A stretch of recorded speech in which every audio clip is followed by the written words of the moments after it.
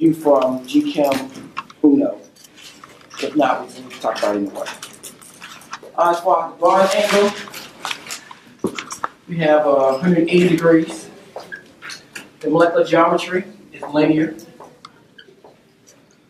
SP2, 120 degrees. Molecular geometry would be triple plane.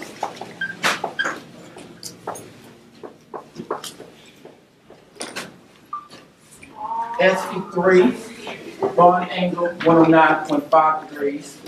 Molecular geometry, tetrahedral. SP3D, two bond angles, 90 degrees and 120 degrees. Molecular geometry, trigonal bipyramidal.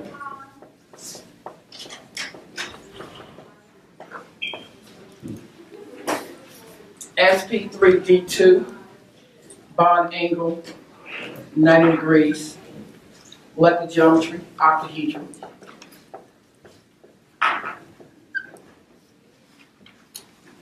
Now, as far as the name stuff, as far as the molecular geometry one, that's come for the name in the GChem test.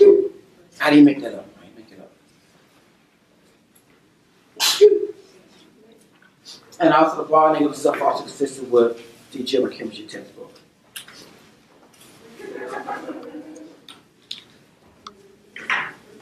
Just in case you want to go check it or something.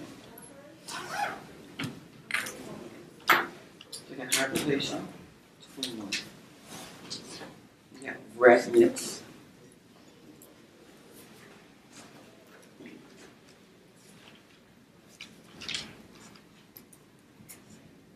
I wish I could slow down a little bit. Also, we also talk about how we end up applying this stuff here for some of the stuff we do in maybe in GChem and organic chemistry also. Let's, for example, give this following molecule.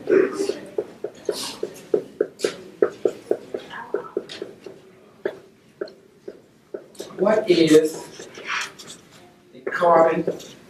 the hydrogen bond angle in the following molecule? And that's a little racing.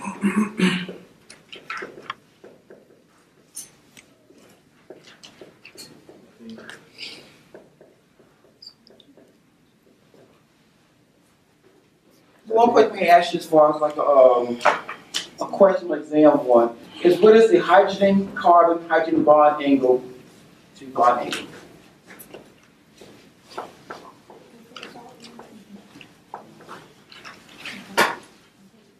In the above molecule or the molecule above.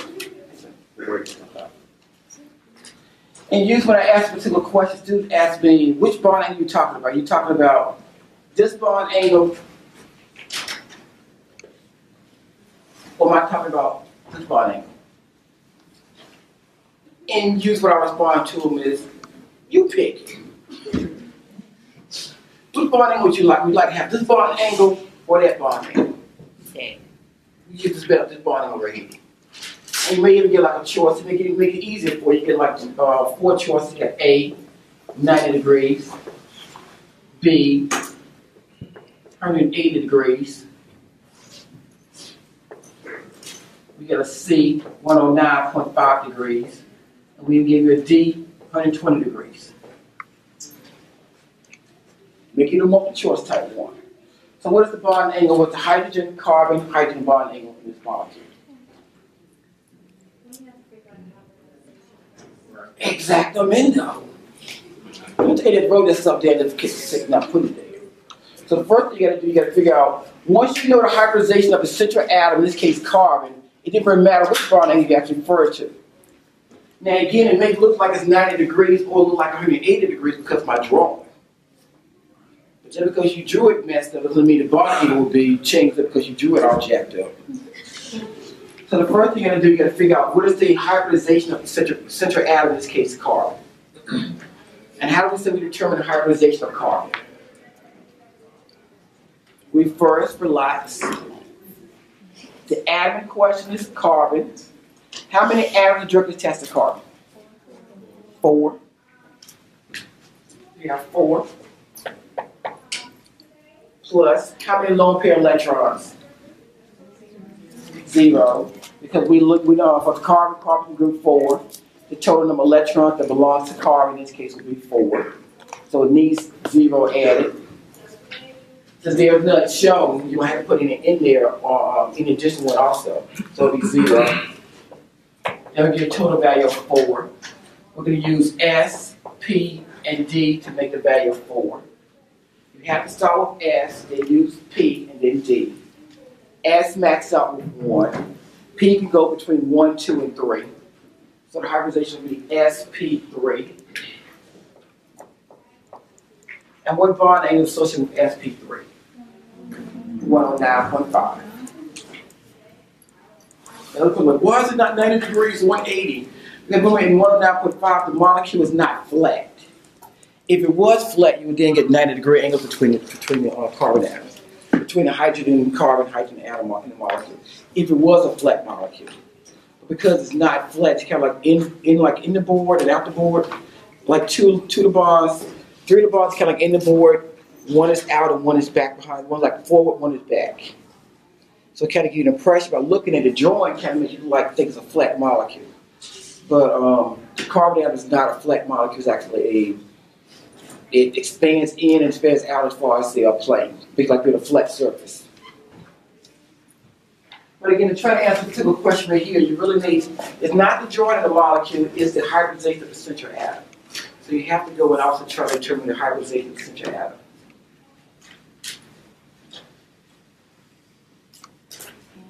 Can we make it even more challenging for you?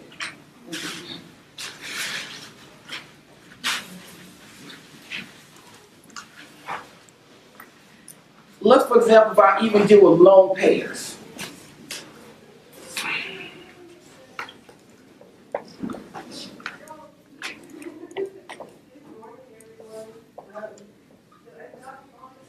What is the lone pair,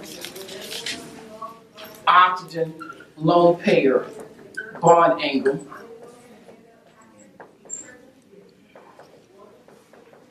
in the molecule above?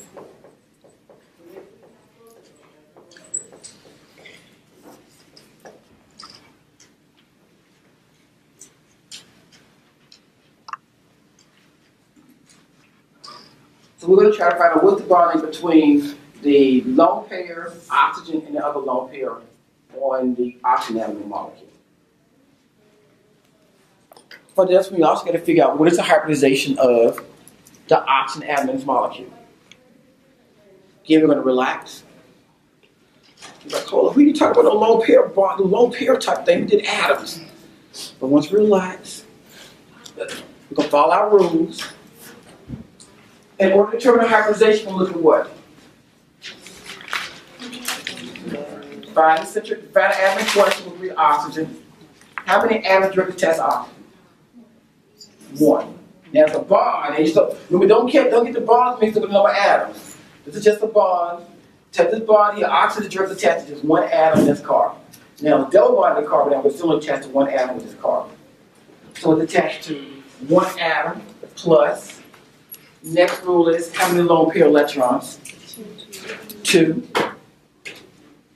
1 plus 2 give you a total of 3. As far as hybridization, use S, P, and D. This molecule will be sp2 hybridized. What's the bond angle for sp2? 120 degrees. The bond angle between the lone pair, oxygen lone pair, and this molecule will be 120 degrees.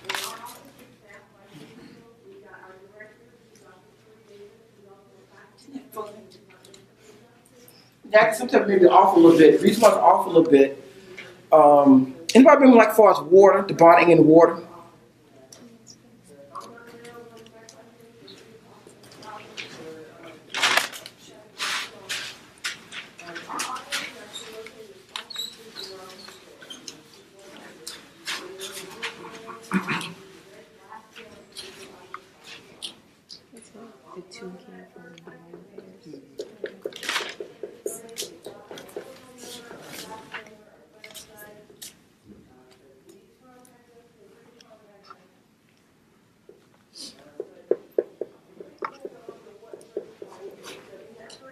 that bond angle will be 107 degrees.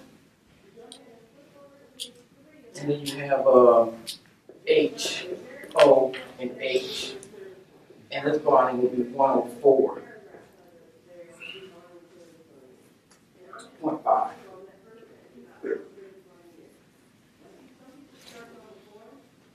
Now, even though the carbon, nitrogen, and oxygen will be sp3 hybridized, you know that the bond angle is slightly different between each one of those? The reason for the particular difference is that in nitrogen atom we have a lone pair of electrons. Turns out a lone pair of electrons take up more space than a bonded pair of electrons. Because of the extra spaces up here, that's what it does. It kind of pushes the little angle between the individual hydrogen atoms up here kind of closer toward each other. Basically, like each lone pair gives it like it needs like 2.5 degrees more of bond angle in order to get more spaces up to it. Oxygen atom, which has two lone pairs, is going to push it down even further to make that to 104.5.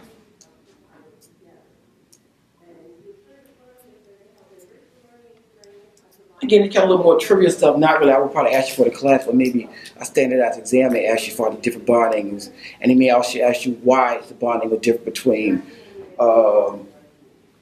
methane, ammonia, and water.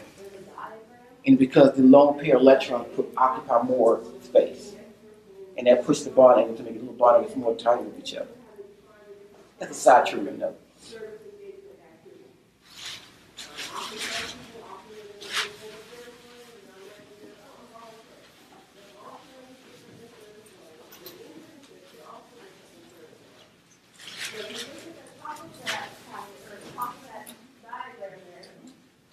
Next one to talk about is going to be resonance.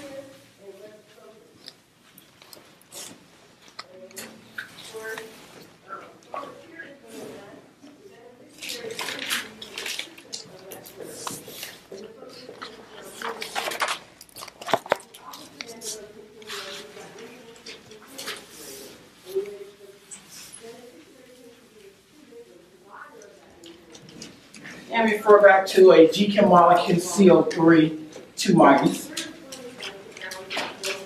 CO3 2 minus refers to what type anion? Trying to relate back to GChem. What type anion would CO3 2 minus be? There's SO4 2 minus. There's check back other molecules. You can get a CR2O7 2 minus, PO4 3 minus. All of them belong to a particular class of ions. Start with a P. Polyatomic anions. You get like phosphate, a whole bunch of different carbonates and separate type ones in there. So all we're doing is try to tie it back to GChem. In fact, I don't even need the structure that is save again relate back to GChem. Polyatomic anions.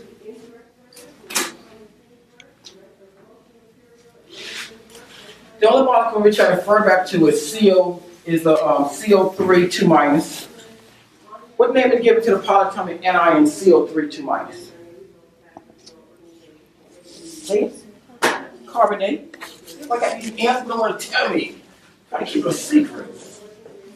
You got a carbonate. Then to draw a carbonate group of stuff out, you got a C.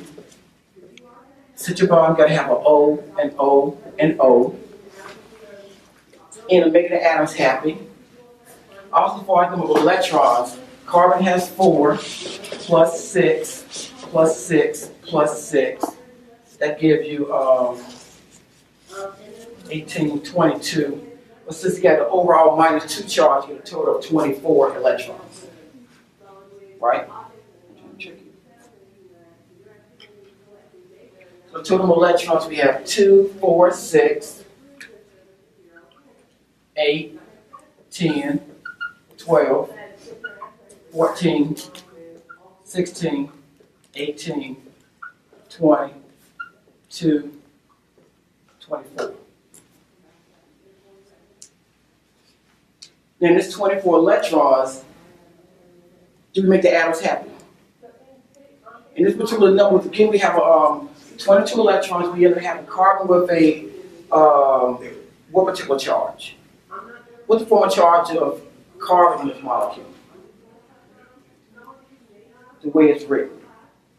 Let's get back to the form of charge we did yesterday. How would we determine form of charges? Number minus. So we got the group number, which is 4, minus 3, minus the number of lone pair electrons. Since I didn't put any on there, that'll be 0. So carbon will have a +1 charge. Oxygen will be -1, -1, -1. Overall charge will still be -2. The problem with this particular structure is that it doesn't make carbon or oxygen, none of the atoms become happy in a particular case. The way you can make it happy is by taking one or two of these lone pair electrons and dumping it in to form a carbon-oxygen double bond.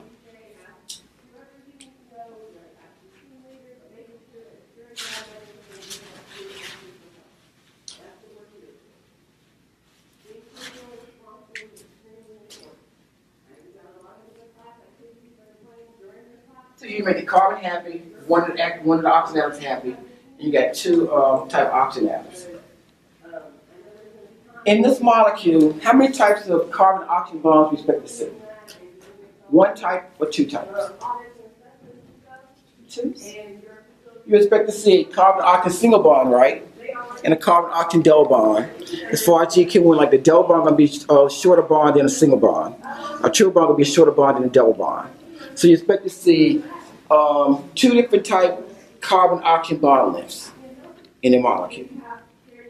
So when scientists look at this stuff here, they expect to see 2 different type of carbon-oxygen bonds. And guess what they end up seeing? They end up only seeing 1 type of carbon-oxygen bond. What bond do you think they end up seeing? A single bond or double bond? Not a single. Neither one of them. It was actually a bond somewhere in between a single and a double. And you end up getting a bond in a third. 1.3 bonds. Let me put my code up, man. How do you get a 1.3 bonds? 1.3 bond is not a double or single bond. It counts to what's stuck between the middle between the molecules. And so we had to try to come up with how do you actually explain the molecule having 1.3. To help explain that one, they end up using what's called resonance. Notice in this oxygen atom, notice when I made a carbon-oxygen double bond, I picked the bottom oxygen atom. Is there anything special about the bottom oxygen atom that makes that to make it to the point at which it's the only one that can form a carbon-oxygen double bond? Equal, I could have used this oxygen over here, or I could have used the oxygen over there. To explain that one, they came up with a process called resonance. What resonance involves the movement of electrons only. In resonance, no atoms can move. If an atom moves, it's no longer called a resonance structure.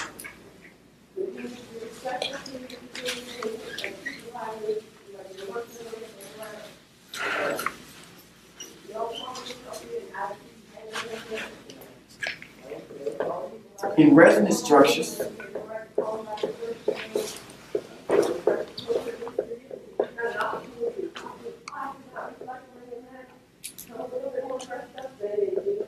only electrons move.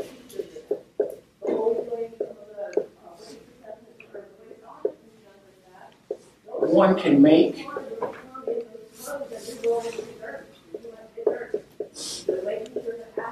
and break double bonds.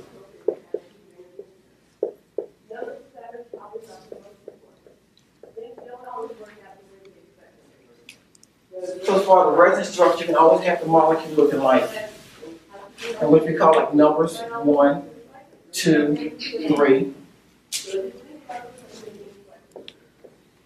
We can have it so one of the lone pairs on oxygen number 1 can dump in to form a carbon-oxygen double bond. But carbon only form 4 bonds. In order to form that new carbon-oxygen double bond, I must break a bond on the carbon atom. I cannot break single bonds, I can't break double bonds. So what happens is I break the double bond, take the 2 electrons in this double bond, and give it back to oxygen.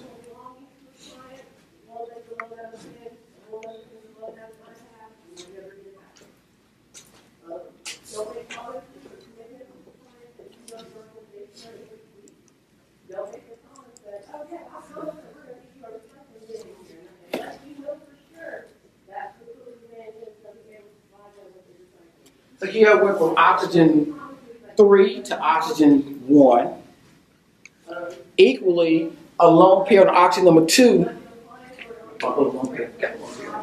Equal lone pair on oxygen number 2 can also form to form a carbon-oxygen double bond, and then break the double bond on oxygen number 1.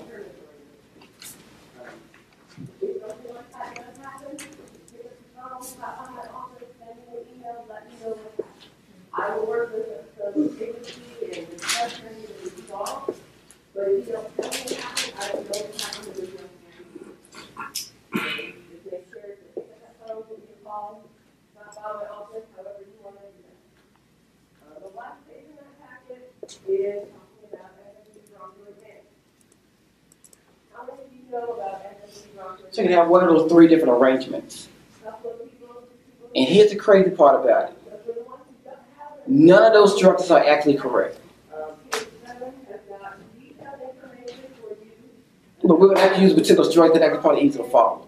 Now the reason why it turns out none of those structures that we drawing on the board are actually correct, because for this molecule to be correct, it means that the molecule carbonate actions kind of do a Jekyll and Hyde type one, in which it has part of the time being a double bond on oxygen number 3, part of the time being a double bond on oxygen number 1, and part of the time being a double bond on oxygen number 2.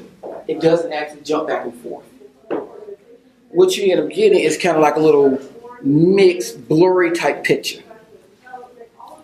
You would actually get, as far as the molecule looking like C, O, O, O, in which the electrons are blurred over the entire molecule.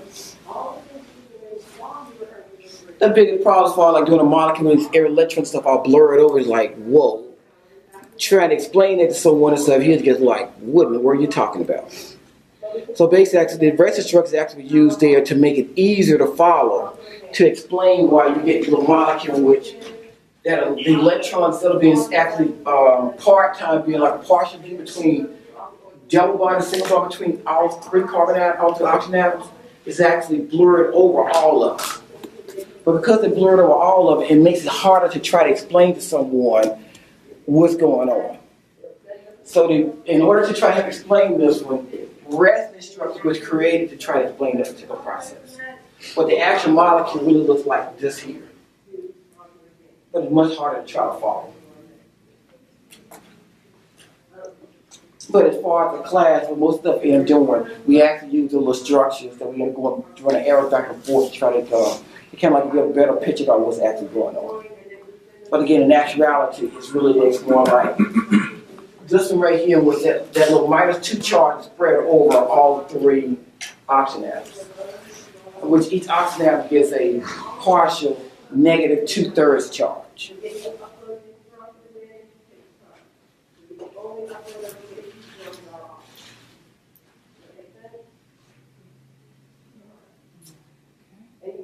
We also got this molecule which you have some breathiness and which showed in the textbook.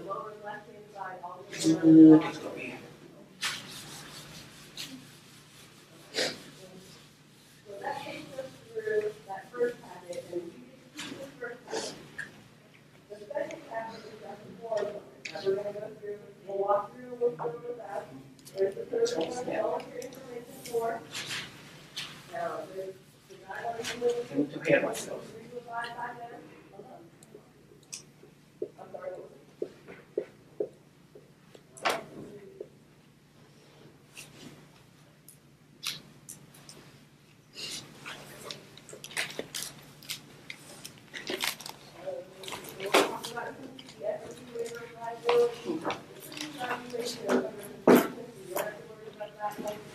Now again, I was trying to ask, I want to make it like a shortcut one, and trying to do a little points and stuff here to represent carbon atoms, but we haven't talked about carbon atoms as far as abbreviation type things and stuff yet. What we try to do is actually look at a molecule which you have like a carbon with a plus charge. What name do you think you give it to a carbon with a plus charge? What name is given to an atom with an overall positive charge? Cation. So I think you would name this molecule as carbon atom. A carbon, cation, carbon cation.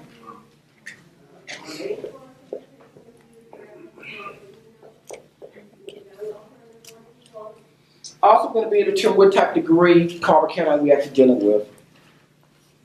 In this molecule, the first to determine the degree of carbon cation, little thing right here.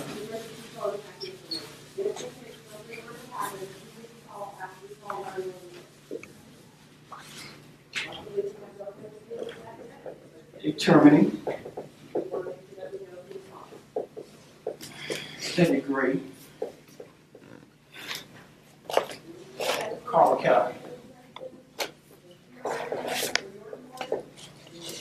Number one, we're going to relax.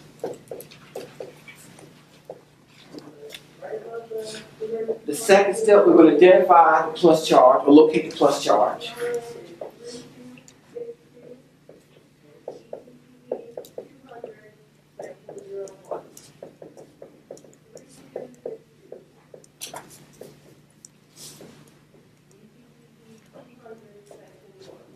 Identify the carbon,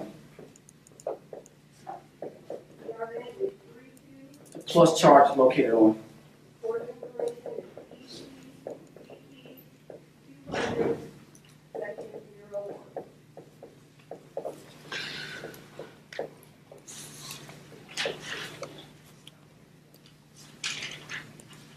Count the number of carbons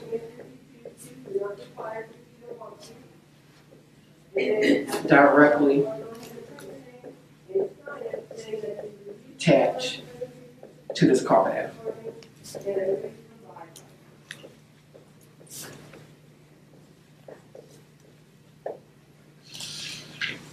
Number 5, this is the degree type.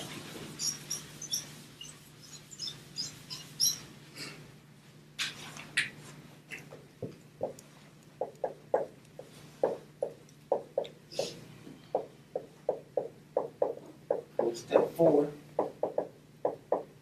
is the degree type.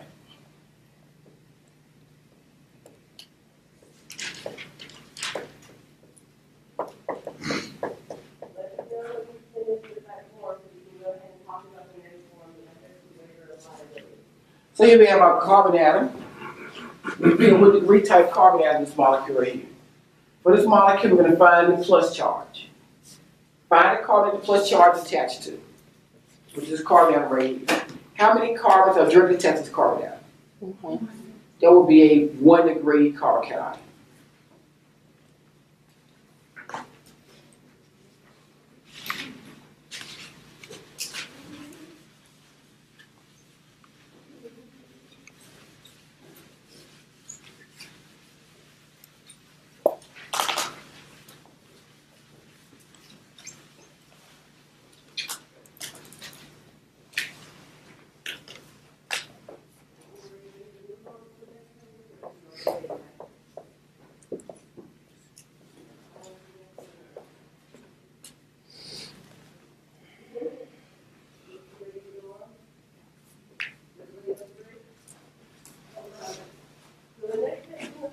One degree. You want to actually take your time and read through it.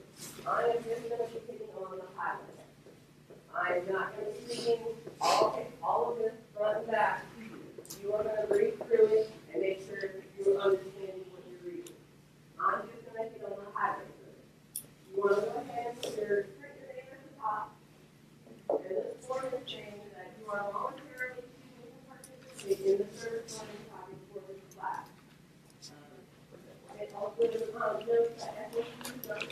So this is a 1 degree carbon cation. What type of degree carbon cation is? molecule 2. Like 1, 2, 3. Three. If I ask you what type of degree is carbon cation 2? 3 degree. 3 degree. And what type of carbon cation is molecule 3? 2 degree. 2 degree. Everybody see how we got the little number count? A little too hard, right?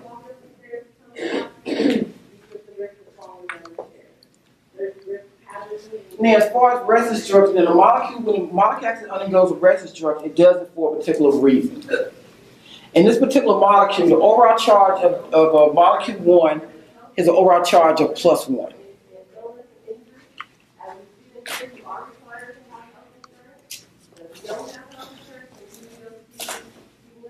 Atoms really are not happy having overall charges.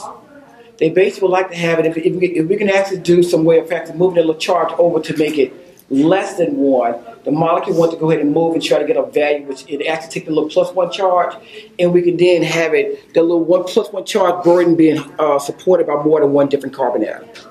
And we can actually spread the little +1 charge over to more atoms, then we can actually lower the little overall +1 charge. If I have a +1 charge and I spread over 2 atoms, then effectively each atom is like +1/2. If I can then spread over 3 atoms, then each atom will then carry a burden like +1/3. If I can spread over 4 atoms, then each atom has an overall charge of like +1/4. It's like we would try to carry like a little heavy body and stuff like that on. The more people you got help as far as help carry the body and stuff out, the easier the burden for each individual person would be. So basically, I got to go pick someone here, pick this young lady up. We got one person, like, shit, maybe hurt my back or something. But if I get like 2 people, it will be less of a burden. 3, you get 4, it's much easier for the burden to put on each individual person. Now, as far as resonance movement, we have the lone pair of electrons. We have the double bond. Double bond is actually a lone pair of electrons. Electrons have overall charge of minus. When we do what's called an arrow movement, I always move the arrows from minus to plus. So we're going to take the lone pair of electrons. Notice we're here in this molecule here, we're going to find the double bond is closest to the plus charge. That's the double bond we're actually going to move. So basically there's 1, 2, 3 double bonds in the molecule. Of the 3 double bonds in the molecule, one kind of 1-3 arrangement will be this double bond right here. We're taking both of these electrons and we're going to move it toward the plus charge to form a new carbon-carbon double bond. When we move that little carbon-carbon double bond plus charge,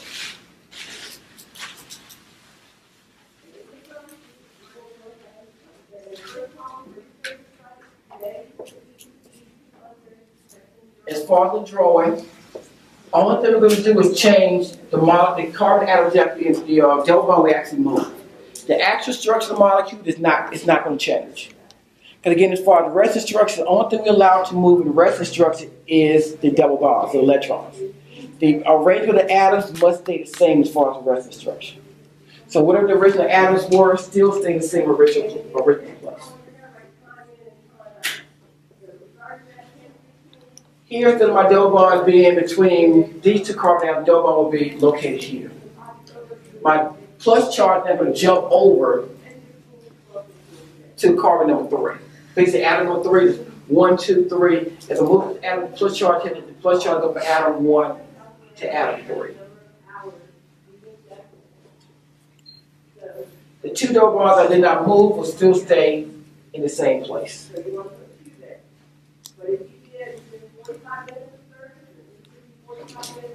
In this arrangement, instead of 1 carbon atom having a whole plus charge by itself, I'm now having that +1 charge shared among 2 carbon atoms. So now I make the burden of that +1 charge easier to both of those 2 carbon atoms. Can I actually have this same plus charge shared by another carbon atom? Notice I got the little 1-3 arrangement, the little alternating double single bond arrangement. I have 2 double bonds. Now this double bond, if I move, I can't actually still move the double bond right here, but it goes back the exact same way I was in the first place. So what I do have a new double bond I can move, which is this double bond right here. Between those 2 double bonds, this double bond and that double bond, we always move the double bond that's closest to the plus charge. And it got to be like a alternating single double bond arrangement. Can't be single, single, and double. Got to be alternating single, double bond. So here I'm going to take this long pair of electrons and I'm going to donate to form a new carbon-carbon double bond. And my plus charge will go from atom number 1 to atom number 3. As one moves forward, the other one goes back. Kind of make a little complete circle.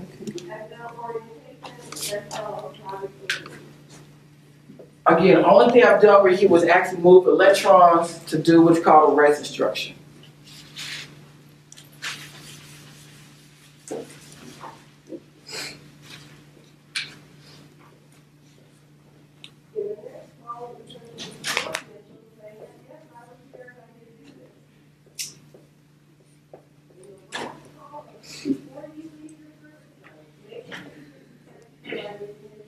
And this double bond right here that I not moved will still stay put in the same place it was. Now instead of one carbon atom actually sharing that plus one charge, we have 3 carbon atoms sharing the plus 1 charge. That in effect makes each carbon atom plus a positive 0.3, 1/3. Again, it makes each burden for each carbon atom much easier burden because it's going to have to do a whole 4 plus 1 charge. I'm now actually just carrying a full positive 1/3 charge. Can I make this burden even less for the 3 carbon atoms we do have already? Can we move it again as far as the resonance structure? Notice right here we've already moved the this double bond right here. We moved that one to form a new one. The only we have not moved this one right here. And we still can move, got an alternating single double bond arrangement. Here we're going to move our double bond toward the plus charge to form a new carbon double bond. And the plus charge is going to then loop around to form, to move to a 1-3 arrangement from atom 1 to atom 3. Anytime that you spend on the 30 project, you want to document it. Whether you're in class doing it, whether you're doing it in your groups, in your teams, in the facility, or doing it on your own. So that's nice to document it all the time. If you need additional time, you can take a look at our office, or the website on the bottom, and keep it documented. In this particular arrangement, we can actually keep, now any more arrangement after in a movement would be the exact same thing we have to start from the beginning with.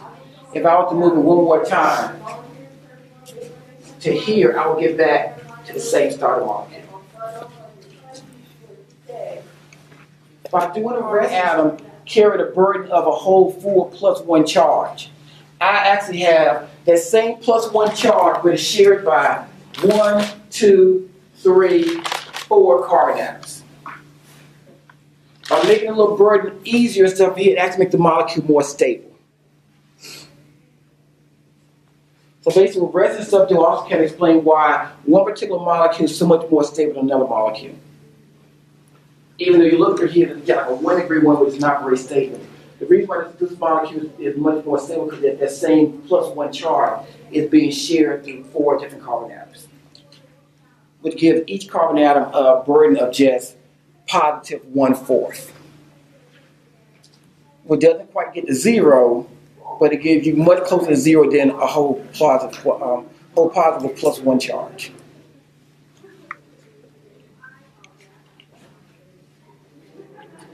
There are some other examples we can talk about.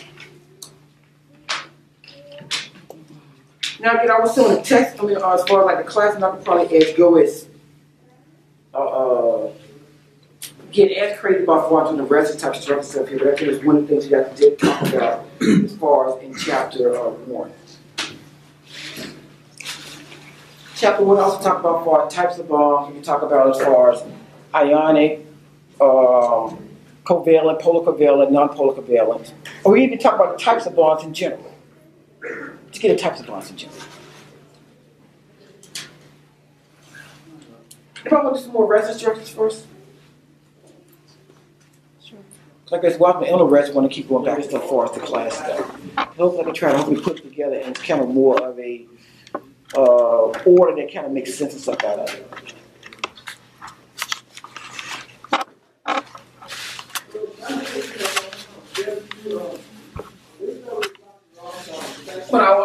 still continue to do some more of the G-Chem type one, which I start talking about acid and bases, conjugate acid, conjugate bases type of things. And still dealing with the acid-base definitions.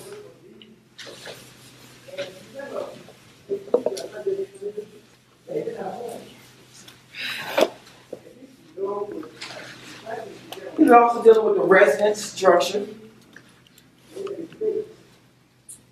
Again, most of the resonance structures, on the main of the resonance structures are electrons. Now, we'll see in my structure for the carbon atom that the carbon atom does form 4 bonds.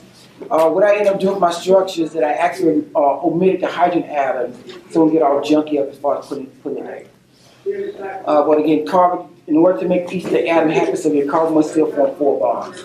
And then, so basically, for a particular molecule right here, if carbon forms 4 bonds, I will find the carbon atom, how many bonds are actually shown. If there's only 2 bonds shown, I then must have to add to this carbon atom 2 hydrogens. I would then look at this carbon atom, the 3 bonds shown, it's understood it has a hydrogen atom attached to it. Again, I'll talk more about that when we start doing the naming of the molecules. But I'm just doing it here because I'll be lazy and hopefully try to get some of those little clutter stuff off the board and stuff too. As far as resonance, we're all going to have, we have an alternating single double bond combination.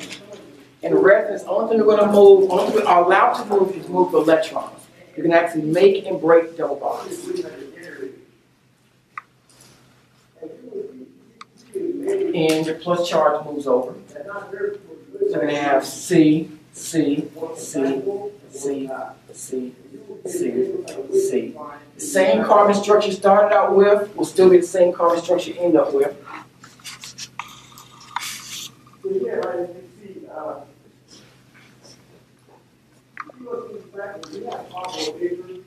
Again, all we do really kind of form a nice big loop. One goes one direction, the other goes opposite direction. They don't point toward each other. So here we got a carbon atom with a 4 plus charge on it. Now actually can share the same plus charge through at least 2 carbon atoms. By having shared at least 2 carbon atoms, instead of 1 carbon atom being a plus 1, I make 2 carbon atoms being plus 1/2. The overall charge of plus 1 is still going to be there. But instead of each carbon atom being plus 1, now each carbon atom will be a charge of plus 1/2. Now, can I move this plus charge shared with any other carbon atoms? We can still move it one more time. Now, again, why can't I move this carbon atom here, this double bond back?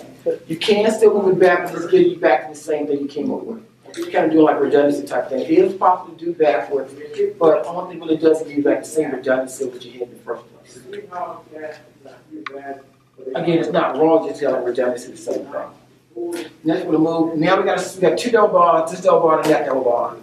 This one is one we already moved in the first place, so we use the one we had to touch, which is this one. The plus charge moves forward. The double bond moves toward the plus charge and form a loop. Again, carbon structure does not change.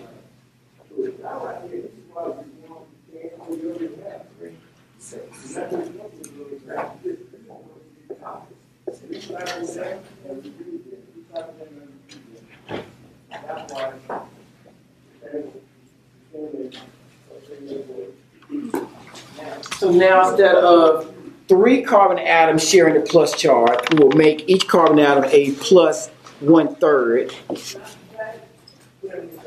Again, better to have like a plus 1/3 as compared to a whole plus 1, and this here will be like a plus 1/2. Each one is actually, every time I share the little plus charge, I'm making each atom closer to 0, which also makes the molecule even more stable. Now, this point right here, I have 2. Can I actually move the little plus charge one more time? Notice I have 2 double bonds that alternate a single double bond combination, single double bond combination. If I use this double bond right here, this is what I moved in the first place to get me back to where I started from. Also, I do have another option which I can now look at a double bond I have not touched yet. So basically, try to set different possibilities. You have to move the double bond until you You want to try to move the new double bond if you could possibly move the triple one. Again, we had two choices. One double bond that we moved, one double bond we did not move. We're going to move the double bond we did not move in the first place. This double bond goes to the plus charge. And the plus charge is a 1, 3. Go to about that.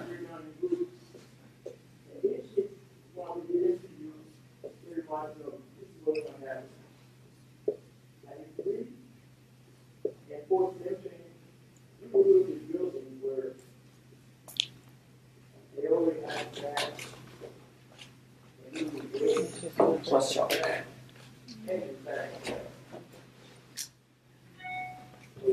Now, actually, there is a number of things I probably need to mention. It's not really probably more for the exam one. It's probably more for some of the trivia stuff dealing with GChem. Dealing with organic chemistry one. And that was looking at, like for example, looking at molecule C, double bond O, double bond O. As far as reference structure, you also have there's also a thing which you call what is considered to be a major contributor and a minor contributor to a reference structure. Let's for example, I got the molecule C double bond O. C CO2. CO2 is referred to as what? What's CO2? Coming out like answer. Now, as far as reference structure, I can actually move it, which I end up giving the lone pair of electron to the oxygen, or if I could give the lone pair of electron to the carbon. If I give the lone pair of electrons to the oxygen,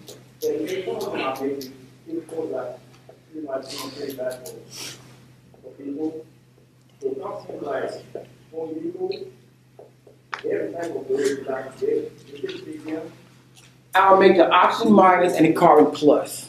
Even though it looks all nice and funny, that actually will be considered to be a reference structure of CO2. Because in the reference structure, the only thing I ended up doing was moving the electrons around.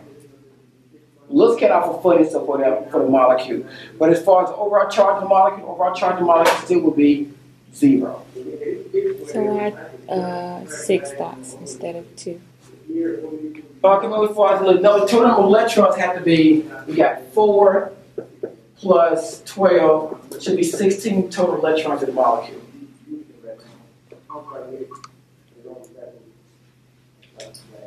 Two, 4, 6, 8, 10, 12, 14, 16. How we get the number 16? Carbon have a valence number of what? 4. Oxygen have a valence number of 6. 2 times 6 is 12, plus 4 is 16 electrons. And you're drawing your molecule still must have 16 electrons. Even if the molecule CO2 with a double bond going, there still should also be 16 electrons. 2, 4, 6, 8, 10, 12, 14, 16. Now, in my reference structure, I took that double bond composed of 2 electrons. I gave those 2 electrons to oxygen. And that gave oxygen actually 3 lone pairs instead of 2 lone pairs. Now, notice when I ended up doing this molecule, I arbitrarily gave the lone pair of electrons to oxygen. Equally, I could give a lone pair of electrons to carbon. There's no rule to say I had to get it to oxygen atom. Equally, I could have given it to carbon.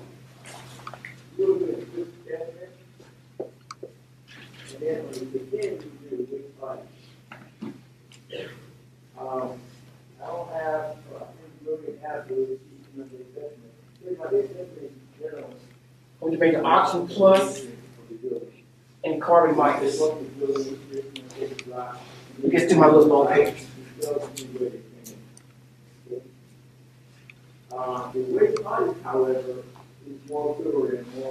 So then you have a plus charged oxygen and a minus charged carbon. Would that consider to be a major, compared between these two here, which one will be a major contributor or minor contributor? Another question is why? Going back to GChem, which atom refers to have a plus charge or minus charge? Oxygen or carbon as far as minus charges? Why? because of electronegativity. Because electronegativity, the atom that wants to have the minus charge would have been oxygen. Here you would have given it, so you would put the minus charge on carbon. Carbon like the minus charge. Now also when you do the resonance structure, and for the resonance structure, you must, you cannot make a molecule that disobeys the octet rule. Does carbon disobey the octet rule in this molecule? How many electrons around carbon? 8. This is okay. Well, you cannot exceed 8. So now, if you get a resonance structure, if you cannot form a resonance structure, which it is not a valid resonance structure. An invalid resonance structure would be an atom that has more than 8 electrons around it. Or you get an atom which, for example, carbon can have more than 4 bonds. You can have a resonance structure which you have to put too many bonds around an individual carbon atom. Even though you still look at all kind of jacked up metals between each other, these two can still consider to be resonance structures of CO2.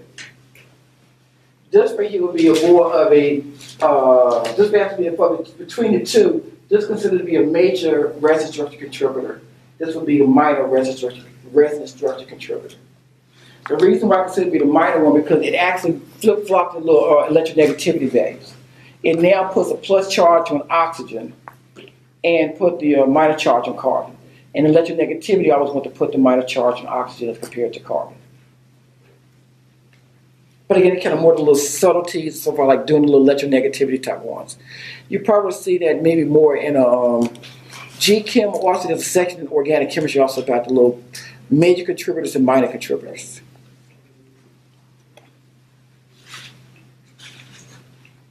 Unfortunately, because of the timeline, we have a 2 or before we can finish something, I can't go so much more than the details and stuff on that.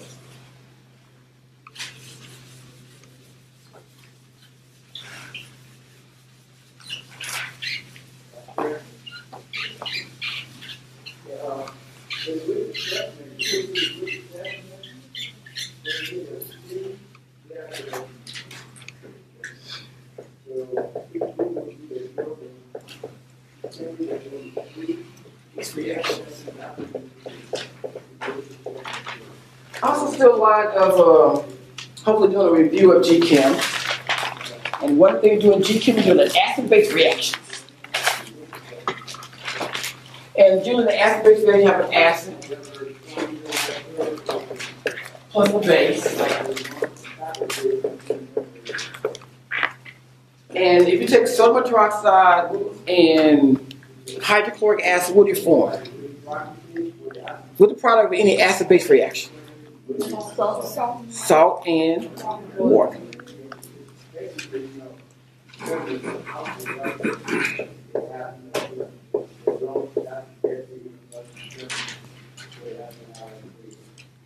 HCl will be your acid. NOH will be your base. What does salt be? But what do I mean for a name? We got an acid base. This will be your conjugate acid. This will be your base. That's conjugate base and conjugate acid. Because the acid, when the acid loses a hydrogen atom, it becomes a conjugate base, and when a base gains a hydrogen, it becomes a conjugate acid.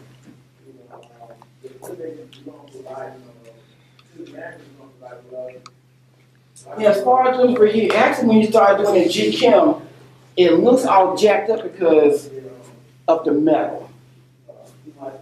In organic chemistry, we can see that basically the only difference between an acid base and conjugate base is one atom. You either gain an H or lose an H. Yes, if I can, if a question. He said it one time. Oh, I'm going to give you an example of the little difference. Now, the reason why it looks more confusing in this particular setup right here is because of the metal from G-Chem. If you ignore the metal, you can definitely see the relationship between the acid, the base, conjugate acid, conjugate base. So in organic chemistry, we don't really care about the little metals. we can ignore the metals. But now, in the process of ignoring the metals, we do need to make sure we keep the charges are present. So basically, if we were to ignore Na, when sodium forms a compound, sodium has a charge of what? Positive or minus? Plus 1. So if I take the same reaction, just ignore the Na. The reason why I can ignore the Na because this reaction works just the same as if it was K instead of it'll work just the same as potassium hydroxide compared to sodium hydroxide. So as far as that goes, the nature of the cation is really not to make a big of a deal as far as the reaction itself. So we can do is take the little metal part and ignore it. We got HCl plus OH minus, and that will give you, again, I'm ignoring the Na, Cl minus plus H2O. To have to get this reaction to work, we just make the reaction do what it do. Does acid like to gain hydrogen or lose hydrogens? Does acid like to gain an H or lose an H? So the acid like to go ahead and gain an H to become H2Cl. Or they want to lose an H. So when acid associates and water actually breaks apart to release H+. So all you're going to do is make the acid do what it do. Acid like to lose hydrogen. When I lose my hydrogen, I become Cl minus. This is the acid. And this is your conjugate base. Conjugate base forms in the result of an acid losing a hydrogen. We can write this down.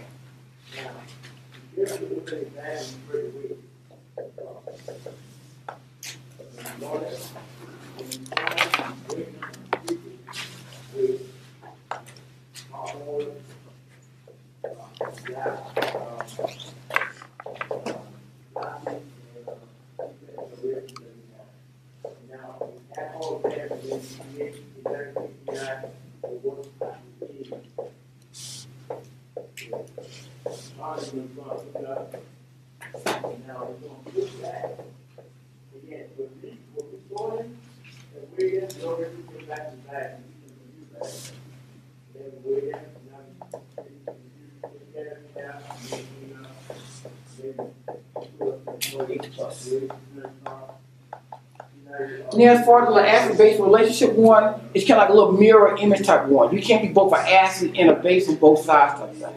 If I'm an acid on one side, I'm going to be the base on the product side. If I'm on the base on the product on the reactant side, I'm going to be the acid on the product side. Because you're not going to be like a mirror one. Mirror going to be the opposite image. And the mirror not going to have you be kind of like more like Incredible Hulk, Bruce Banner type one. Incredible Hulk, Bruce Banner, when one is strong, the mirror is going to be weak. You're not going to have a mirror being an acid, and also the other end will be an acid. If I start with an acid, my acid will be a base. If I start with a base, the mirror that will be an acid.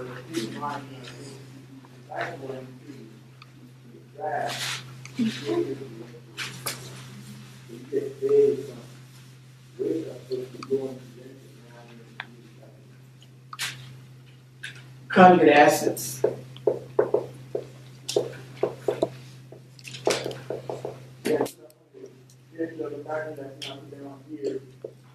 Are the products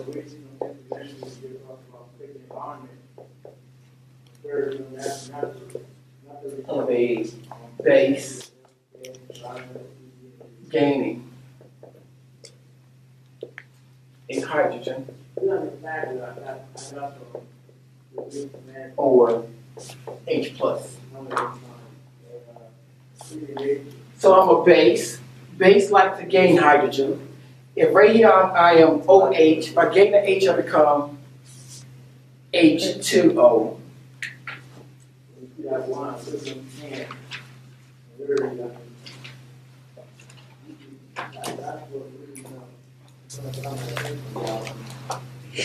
Now here's one of the cool part about this particular part of the molecule.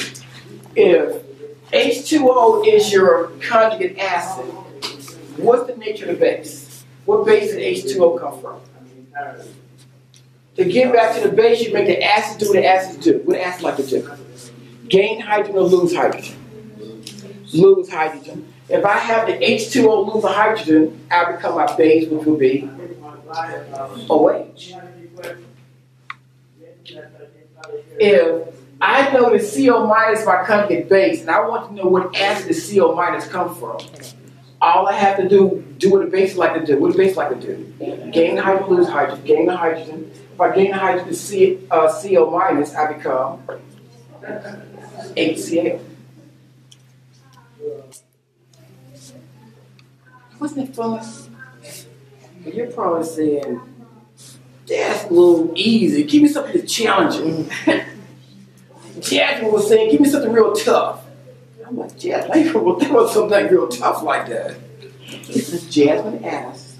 Jasmine Addis. Let's go. Let's get another molecule.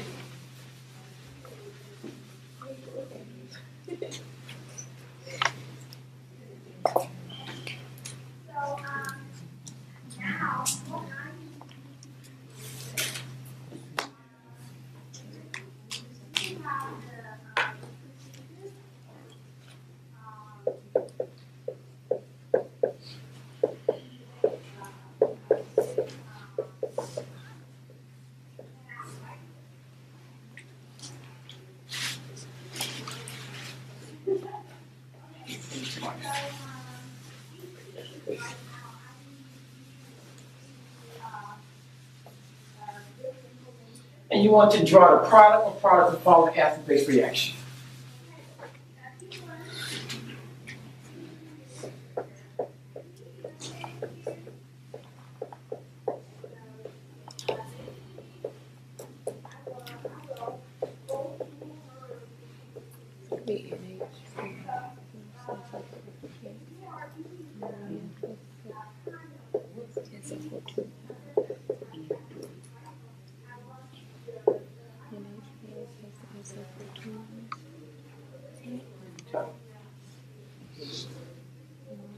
Now, before you even do the product of the reaction, first thing we do is relax.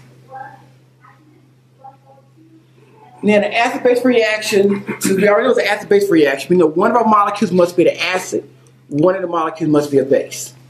Is there anything to help us know that the molecule will be an acid or a base? That it will be? Mm-hmm. No, I mean, fall between the two. How do you know which molecule, which one is the acid, which one is the base? I want to say it's an H2SO because that's extra. So notice that there's like charge there too, right? Going back to G-Chem, which atoms had charges? Acid or bases? Bases. When we HCl didn't have a charge, right? But we know if base going to hit base, for example, OH minus. Minus generally goes with bases. So notice here, if I want to show like I got a minus go with bases. But also, what also have present? What's this right here? Hydrogen sulfate. Give another name for it. From G-Chem. Sulfuric acid. The sulfuric acid, if it was acid in G-Chem, it's still going to be an acid in organic chem. It's not going to just like, yeah, it was sulfuric acid in G-Chem, but it will rule the change when I got to organic. No, it was HCl that was an acid in G-Chem. It's still going to be an acid in organic chemistry. Sulfuric acid, which was an acid in G-Chem, is still going to be an acid in organic chemistry. Nitric acid, which was an acid in G-Chem, is still an acid in organic chemistry. It does change a little bit on that one, though. So again, I said we have two molecules. We either look for common acids, or if there's common acids not present, we look for a charge. Minus charge typically goes with bases. Acid typically will be an H2SO4, they're a charge shown. Anybody see the charge? Now you see the charge here, and how we know the charge there? Because it's listed. So when you get this stuff here, like, don't start going like, oh, I don't know how to figure the charge there or not. I'm like, if you gotta go like, silly, you about to take a dookie and stuff, you can do the right thing. And the hard dookie coming out like this. But no, the dare and stuff here, it should be actually shown. I'm not trying to trick you about being shown there. Notice the minus charge is actually listed as far as shown. Notice right here, there's nothing shown there. You gotta go into like, some there now, like, you know there's nothing seen there. So then first thing you're going to identify the acid and bases. This is your acid. This is your base. All we're going to do is make it do what it do. Acid like to do what?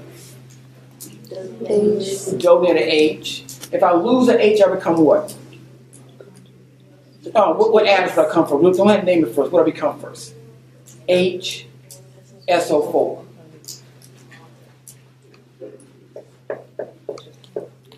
Now, once you get the molecule, you can then call this will be your conjugate base. Because remember, you're not going to be base, you're not going to be a base. I mean, you're not going to be an acid on both sides. If I start with an acid, I'm not going to end with an acid. So if I start with an acid on the side, my product will be the base, the conjugate base. Now I have my base. What do bases like to do? Gain a hydrogen to go from NH2 minus to NH3.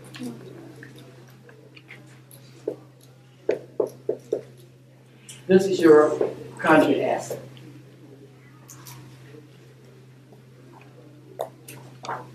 Wasn't it fun? And you're probably saying, why he's good? Like, that's not a whole challenging one as far as doing that one. Let me go get an even more challenging one for you.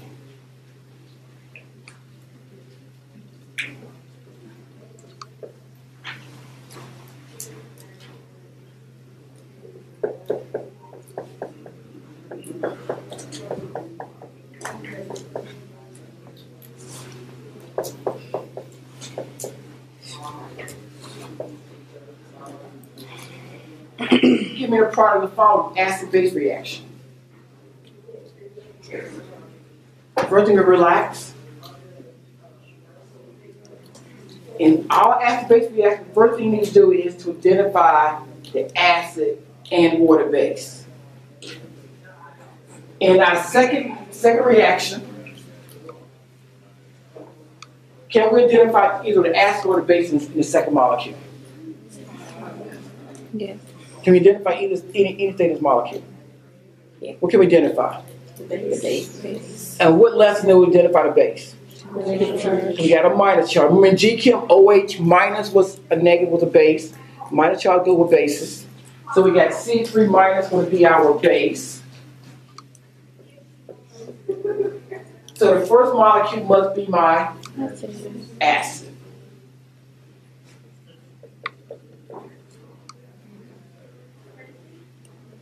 What's the product reaction? What does acid like to do? Lose a hydrogen. So instead of having a carbon with 4 hydrogens attached, we'll have a carbon with 3.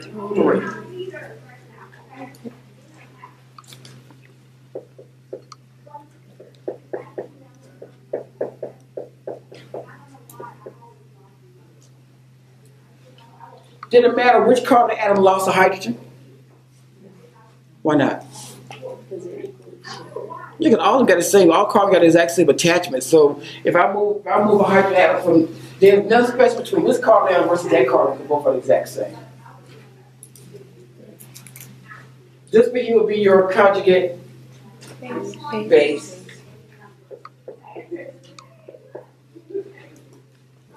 Now we have CH3 minus, which is a base. Base like to do what? Gain a hydrogen to become CH4.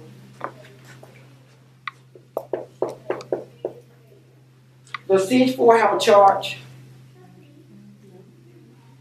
No. Now, for the little charge one, remember for our GChem, we got to do a charge balance. What's my overall charge of my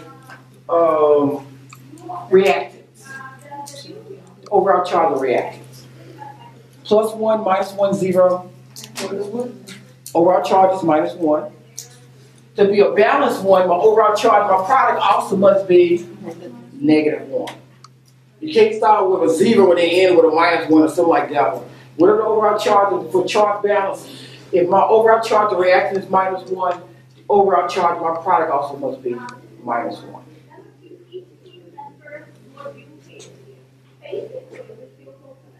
Hold up. I got another jab. She was asking, but what if I have like a couple different acids and bases? How do I know which one is stronger?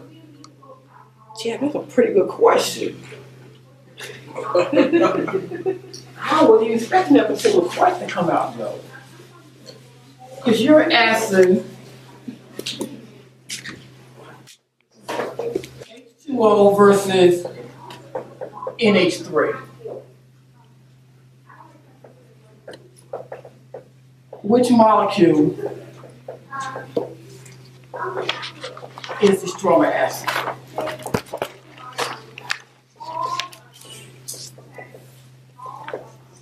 What's the stronger acid between H2O and NH3?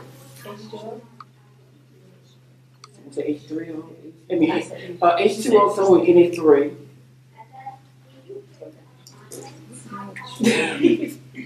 Answer actually turned to be H2O. Now, this video also relates back to those handy dandy periodic table. Turns out strength of acid increases from left to right. So trends determine the strength of acids. There are going to be 5 rules.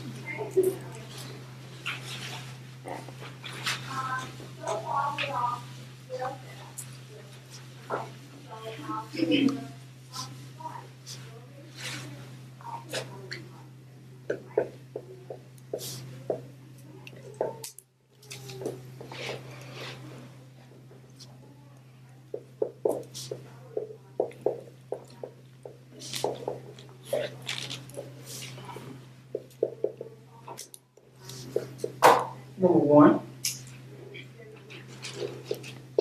strength of acids.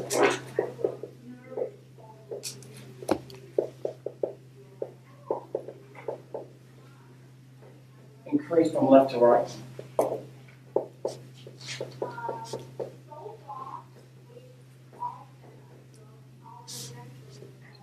And cross appears.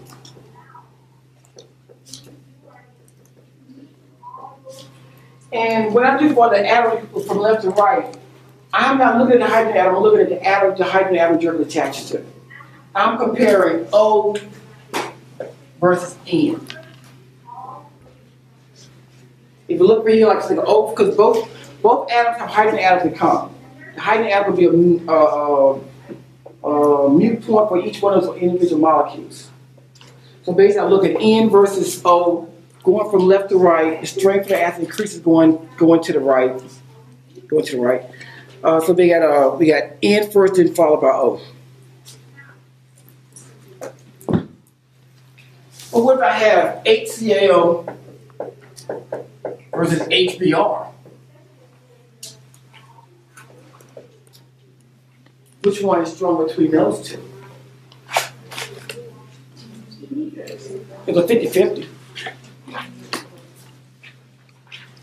Oh, they right on the same. So which one are you going with? He said cross not up and down. That's what I'm saying. See, this here, HCl and HBr, you can't do the depth rule going across. It's not going to solve the problem for HCl and HBr because both of them say get up and down to each other. So HCl. HCl. Not HCl, HBr. That goes to rule number 2. Strength of acids increases from top to bottom.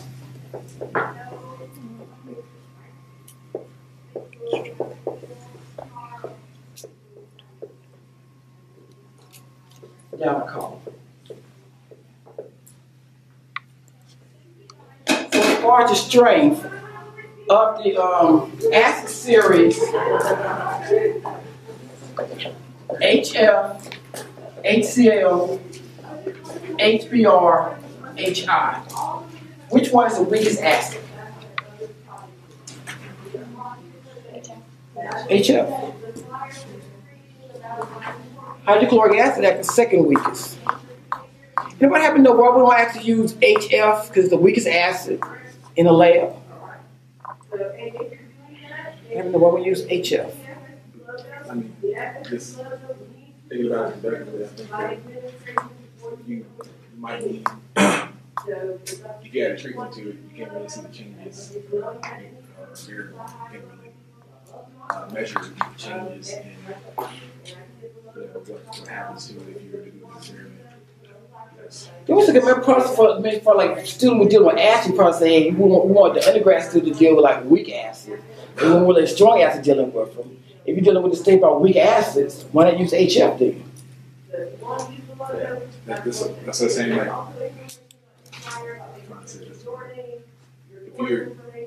If you're trying to introduce some variable to HF, you're less to see a change because it is so weak.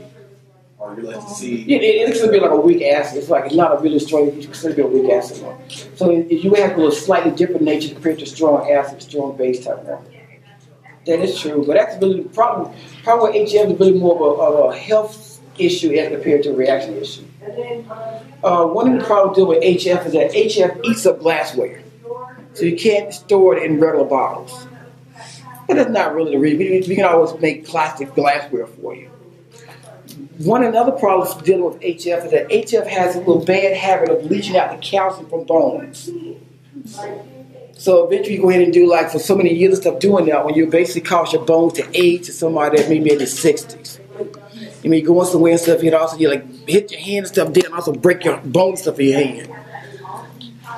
Most individuals stuff you don't have to look too nice to have like students being all mutilated and stuff in labs.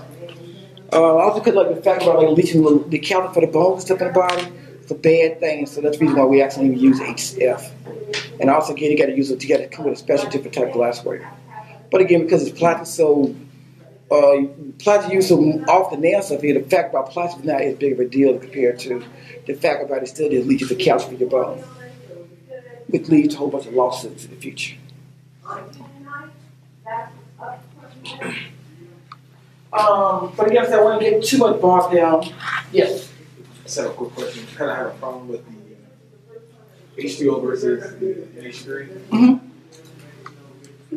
Are you referring to like a pH level when you say it on the stronger acid? You could for the stronger acid, the lower the pH would be also. But in biology, what's NH3 referred to in biology? As a what? A natural what?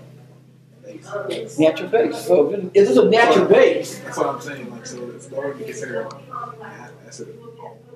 Oh, you can make it to an acid. If you have a strong enough acid present to it, you have sulfuric acid. Sulfuric acid will protonate NH3 to form NH4 plus. Now again, it's actually if you got a strong enough, you get a protein because it's a base anyway. But if you got a strong enough base, for example, CH3 minus will pick a hydrogen atom off of NH3. Because it's way much stronger than OH minus. Now if you get strong enough acid, but also water's not considered to be an acid or a base. But you can make it to one of the two by putting if I put a strong acid like sulfuric acid to mix sulfuric acid with water now becomes the base to sulfuric acid. But if I put OH minus in sulfuric acid, if I put CH3 minus plus H2O, CH3 minus is such a strong base, it makes the H2O an acid. And that depends generally water is not considered to be acid or base. But you can make it one way or the other depending on what you actually add to it.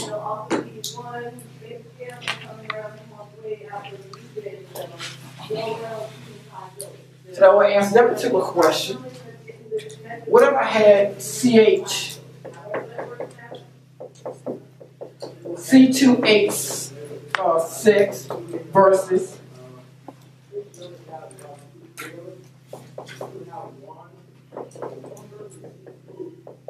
C2H4. Now, the first two rules, neither one can help answer that question. Because carbon is going to be the same carbon atom going left to right, same carbon atom going top. But is there a difference between acidity of the hydrogen attached to those two different type carbon atoms? The one with the less hydrogen? Is it more acidic or less acidic? More? would like to lose for? I think it would be actually more acidic, but it's not because of that particular reason. This being more acidic. A triple bond will be more acidic than a double bond. A carbon-carbon triple bond will be more acidic than a carbon-carbon double bond, provided they have a hydrogen atom attached to it. And what rule do you think we use in order to determine the difference between the two carbon atoms? We've done it already. Start with an H.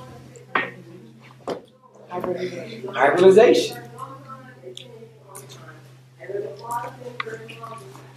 That goes to rule number 3.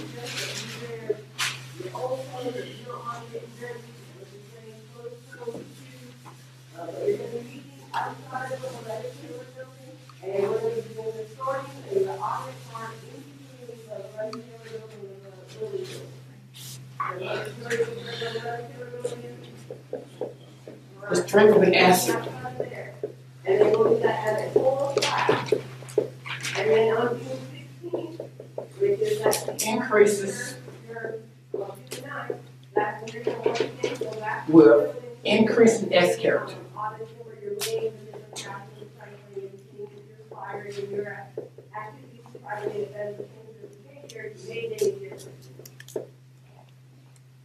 And you're like, what in the world are you talking about? What's increase in S character?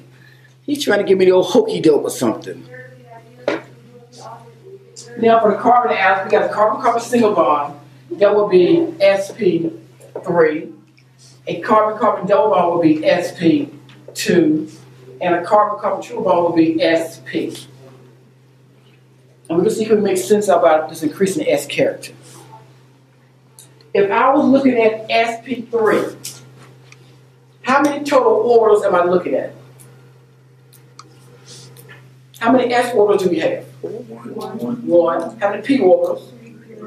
Total, I have how many orbitals? Of those 4 orbitals, how many is s? 1 out of 4.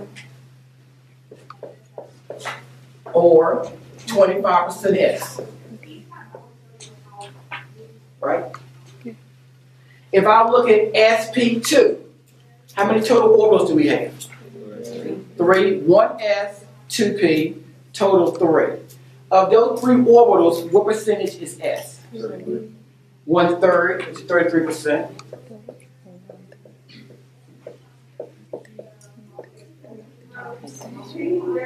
In sp, I have a total of how many orbitals? Of those 2 orbitals, what percentage is s? 1/2, 50%.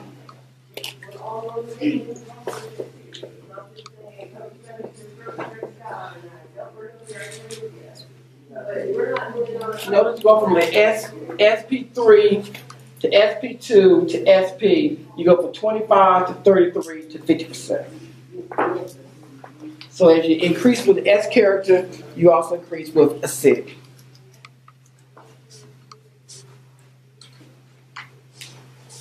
Which, yes? I'm kind of confused that I'm not seeing how that correlates with that. So when we compare these two, now basically, honestly, both carbon atoms got a hydrogen atom in the molecule. What's the difference between those 2 carbon atoms? It's a hybridization of them. One is single bonded, one's double bonded. If I were to figure out what hybridization is the central carbon atom, I will identify the carbon atom. How many atoms are attached to the carbon atom? 3. To this carbon atom, how many atoms are attached to it? 4. I think 3 and 1. I count 4. That's 4, right? Yeah. Plus, how many lone pairs are around this carbon atom? 0, because the carbon wants to have 4 and it has 4. So I don't have to add any more to it, so it's 0. I will get 4. I will use S, P, and D to make up 4. The hybridization will be S, P, 3. Now I'll look at my next carbon atom. By my central carbon atom, which is this carbon atom here, how many atoms are directly attached to the carbon atom? 3. And not to my bonds, double bond ones like 1, 2, 3 atoms. So it's 3. Plus, how many lone pairs around this carbon? 0. I'll end it with 3. Hybridization will be sp2. So I'm comparing sp3 versus sp2. If I look as far as S characters, I got 25% versus 33%. The one with the largest percentage of S characters would be the stronger acid. And this is when we're comparing. But no, for like you had to use rule number 3 because rule number 1 won't determine between those two. Right. I'm just looking at the atom, carbon versus hydrogen. The only atom is the hydrogen atom becomes for all the atoms, for all the acids. So I'm looking at carbon versus carbon. Rule 1 is not distinct between the two carbon atoms. Rule 2 is not distinct between the two carbon atoms. You have to have another rule to distinct between the carbon atoms and the molecule. But you're probably wondering, is that it as far as the rules? You know it's not.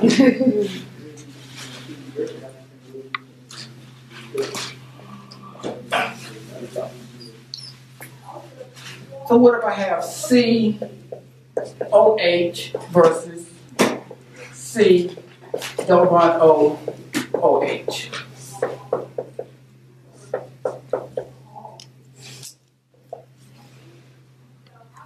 In this molecule, I have 2 atoms that have hydrogen atoms directly attached to it, carbon and oxygen.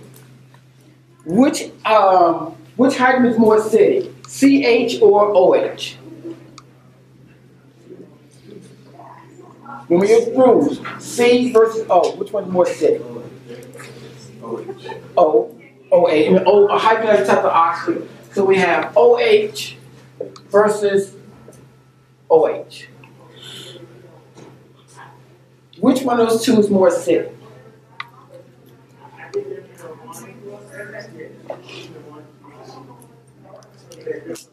The first molecule or the second one? Then the next question is why? Because if you do OH, if I'm doing the OH right, I got OH versus OH. Is rule number 1 tell me which one is more acidic? No. Is rule number 2 tell me which one is more acidic? No. Is rule number 3 tell me which one is more acidic? Look at the hybridization of the carbon of the oxygen atom with the O's. Which one is more? Both will be sp3 hybridized. This carbon, this oxygen will also be sp3 hybridized. So rule number 3 does not distinguish between why these 2 OHs are more acidic than the other one.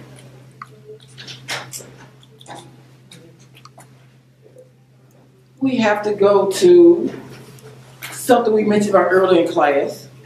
Starts with an R. Resonance. If I lose a hydrogen, if this oxygen atom were to lose a hydrogen, I will put a what charge on my oxygen? A -1 charge. If I put a -1 charge on this oxygen atom, can I move that minus charge to be shared among more than one oxygen atom? Yes. Alternating single double bond, the little charge. Instead of one oxygen atom being a -1, I make the second molecule a -1/2. The more, the more you lower the charge, the more stable you make the molecule. The more stable to make the molecule, it means the molecule more readily they're able to fall apart to form an H+. But again, when I try to use like a rule, it's a little more easy to try to follow without trying to do the whole rest of the stuff. The more oxygen atom present, the stronger the acid.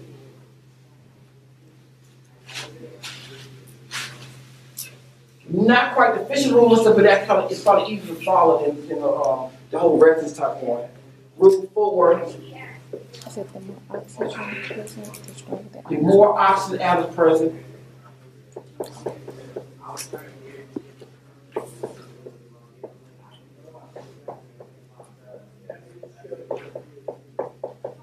the stronger the acid.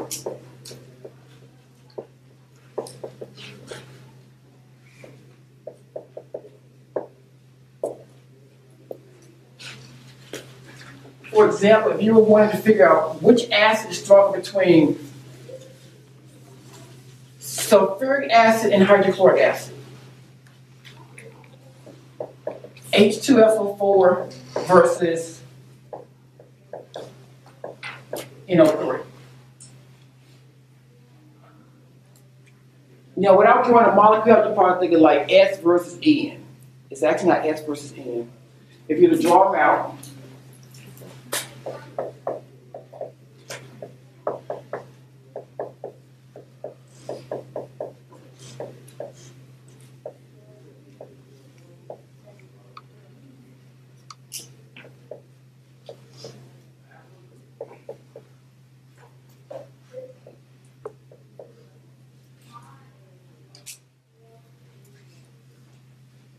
if you're drawing them out, rule number, it's not an S versus N as far as the rule was, because the H is not attached to the oxygen, not attached to sulfur, nor is the H attached to the nitrogen. The H is actually attached, in both cases, attached to an oxygen atom. So if I use the first rule, I got OH. I can't distinguish between this as far as rule 1. I can't distinguish between rule 2. Can't distinguish between the two because of rule 3. Here I have 1, 2, 3 oxygen versus 1, 2, 3, 4 oxygens. Which one is stronger acid? Sulfuric acid. In fact, sulfuric acid is such a strong acid, it acts as an acid to nitric acid. It actually protonates nitric acid in a reaction.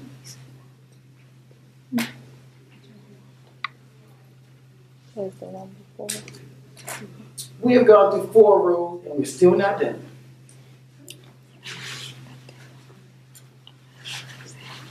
Dr. Pearson, Mm-hmm. for the previous one, which one was stronger, the H3C or H? I mean, well, the carboxylic acid. This is the alcohol. This is a carboxylic acid.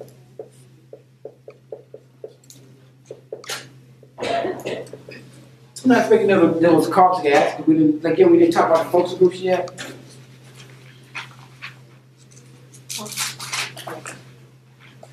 But you're probably thinking we're already done, and we're at least there's still one more little rule left.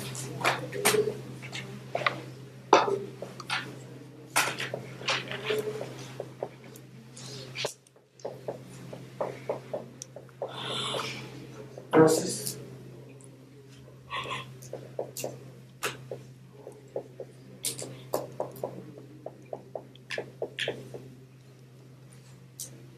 A, B.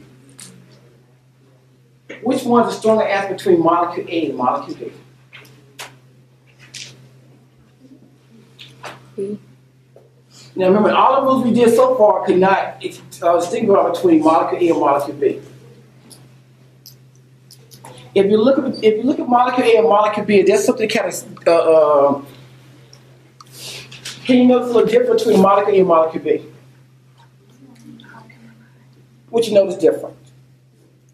As far as atoms. The hydrogen and the Fluorine. Hydrogen and fluorine. What do you know about fluorine? It's weak. Most electronegative atom periodic table. And with electronegative atoms, what they can do for the electron. They don't want to give electrons off, they want to pour electrons back to them. What do you want to do for electrons? Mm-hmm. They want to pull electron density toward itself. So what it does, when it starts putting electron density away from this carbon atom, the carbon atom says, I need to get some electron density from someplace too. So this carbon atom that right now the fluorine start putting electron density away from the carbon. It's going to make that carbon atom a partial positive charge. The carbon will say, I'm going to pull electron density away from this C-double-O carbon. The C-double-O carbon says, I'm going to start pulling electron density from that oxygen atom. And what do you think the oxygen atom is going to do to the hydrogen atom? It's going to start pulling electron density from the hydrogen atom. When it starts putting electron density from the hydrogen atom, it's going to make the hydrogen atom a partial what charge? Partial positive. Partial positive also makes it more acidic. The more partial positive charge you do, you make it more H plus like, making it more acidic.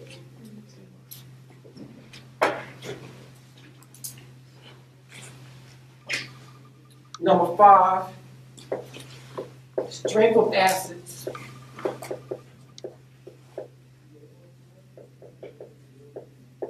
Increases with inductive effect.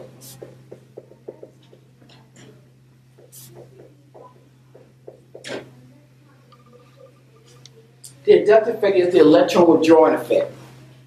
Now, I would say the inductive effect only works if it's pretty close to the acidic atom.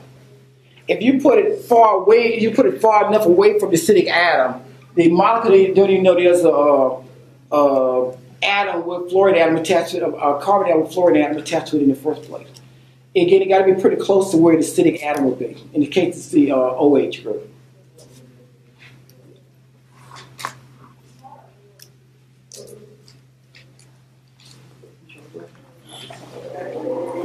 And I got to bring up, Marvell was saying, like, he was asking me, how are you going to ask this question here on exam numero uno? And I'm like, shit, I was trying to figure, not you mentioned it to you. But let's suppose if I give you like 5 molecules, I want you to arrange it in increasing or decreasing order according to acidity.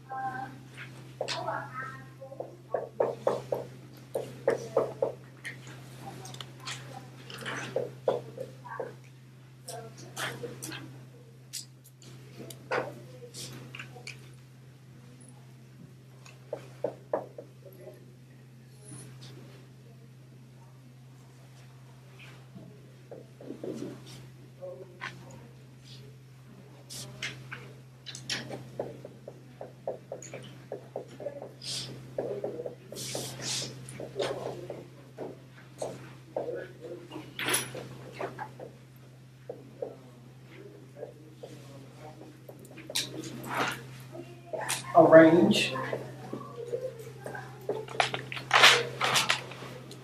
following molecules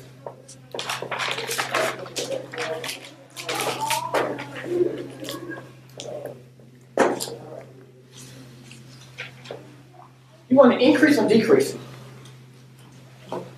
Increase. Let's see. And increasing order of acidity.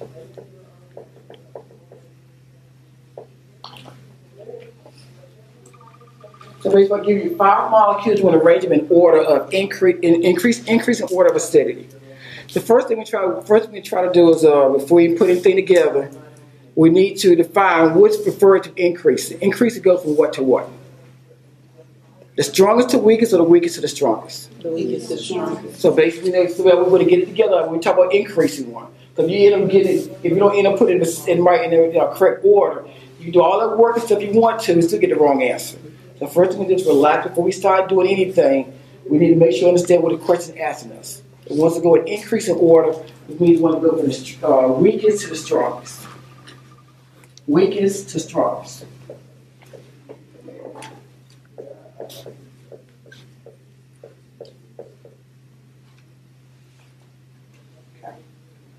So now we know what order we want to go into before we start doing anything for the molecule.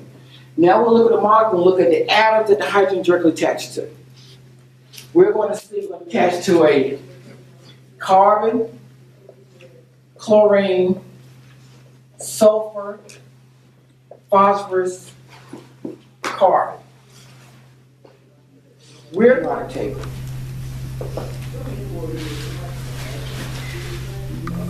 make sure I'm quick. Keep moving down.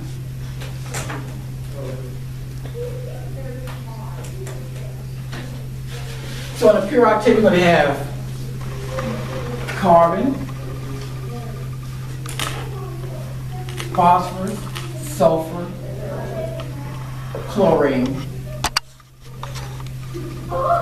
Just basically have this molecule to look at the periodic table. On the periodic table, the strongest acids are going to be what? On the left. I mean, on the right. On the right. So the strongest one going to be Chlorine. HCl. This is going to be the strongest. The weakest is going to be what? Carbon. The carbons. Now we got 2 carbons. We know that these 2 are going to be the weakest. We don't know which one of 2, but we know this will be the weakest.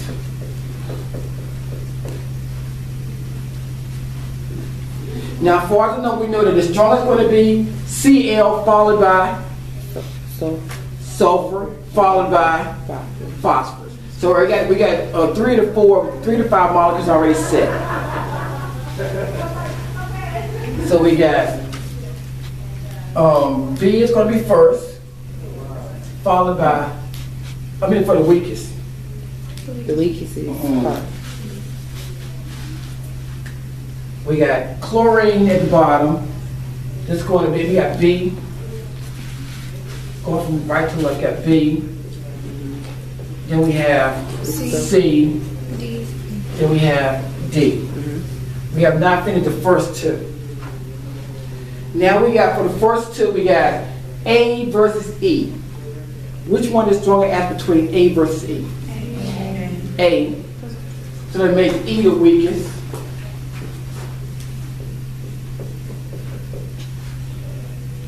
So it'll be EADCB.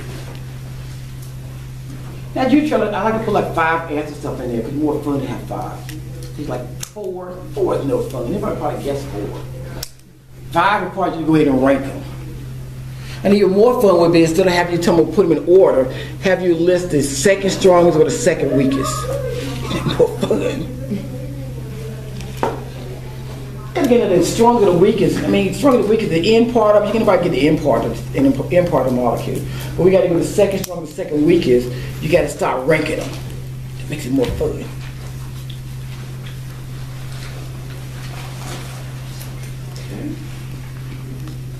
Everybody got the little 5 rules and stuff on there? Yes. A with a carbon-carbon triple bond will be stronger than a carbon-carbon single bond because of the increase in S character. You got an SP versus SP3.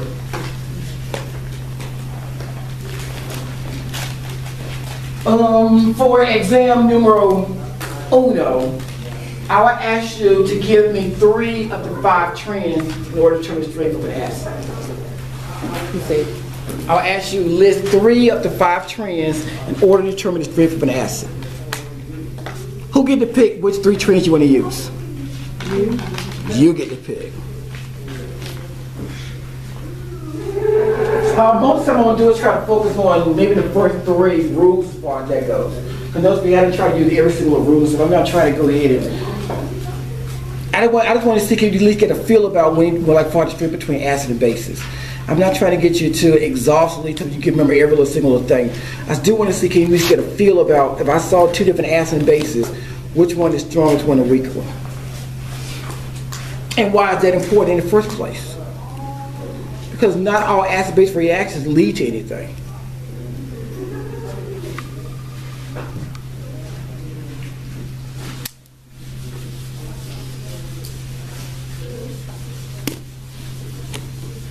Then we did the reaction as far as like a HCl plus NaOH, and you get HCl plus H2O.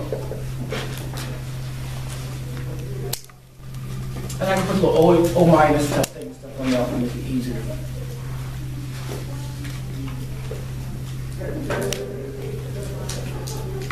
Now from GChem, when we notice acid-base reaction will occur. But why does the reaction occur? In all reactions like nature always want to go downhill. As far as like naturally, you can get weak by just sitting around doing nothing. But it takes a whole bunch of effort to get strong though. Nature always want to go from strong to weak. You want to go from strong acid to weak acid.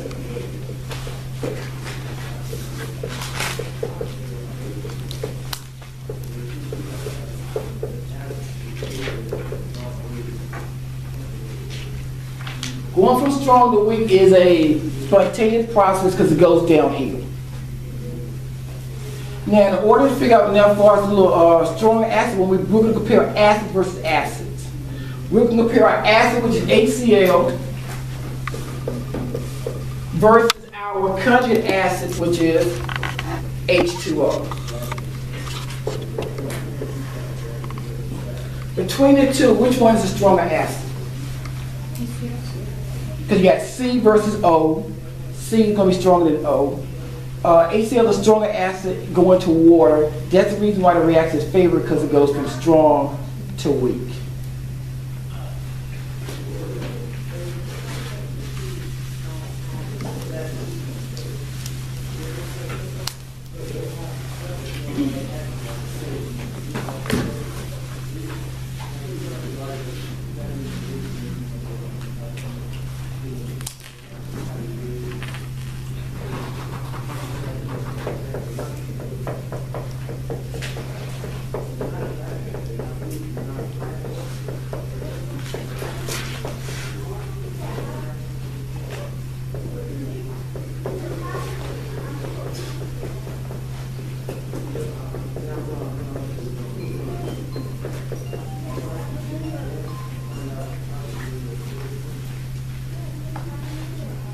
Will reaction B occur? To see reaction B occurs, we have to compare acids versus acids. First thing we do is molecule here. We have the reactant side of the molecule, that active side of the reaction. Of those two molecules, which one is our acid, which one is our base? That's the base. Which one's the base? OH. OH minus. If this is the base, other molecule must be our acid. When an acid loses a hydrogen, it becomes a conjugate base. And a base gains a hydrogen, becomes a conjugate acid. So to see if the reaction occurs, we're going to end up comparing acid versus acids. We're going to look at CH versus OH. Which one is stronger acid? CH versus OH. OH. This will be strong. Strong.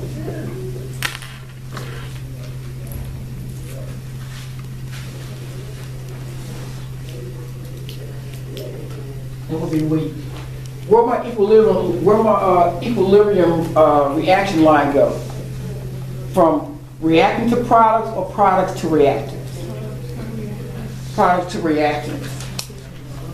Which means if you were to put these two things together, they'll look at you and like, what you want me to do? I can't move a hydrogen atom off that molecule.